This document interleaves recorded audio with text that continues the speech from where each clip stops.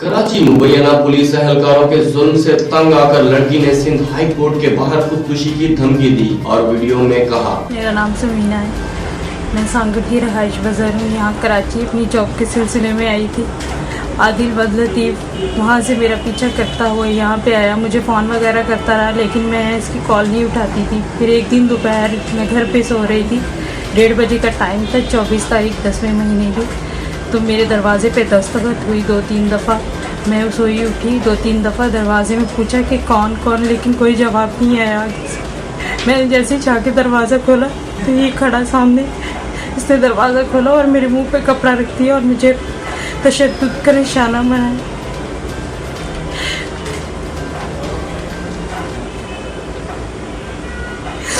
फिर chief justice से यही अपील है कि मुझे इंसाफ मिले, वरना मैं हाई कोर्ट के बाहर खुदकुशी कर लूँगी। इन लोगों ने मेरे घर वालों को भी धमकियाँ दी हैं कि अगर किसने केस वापस नहीं लिया तो हम इसे जान से मार देंगे, कराची में इसकी लाश भी नहीं मिलेगी। और मुझे भी धमकियाँ दी हैं कि हम तुम्हारे घर वालों को, तुम्हारे भाइयों को उठा लेंगे।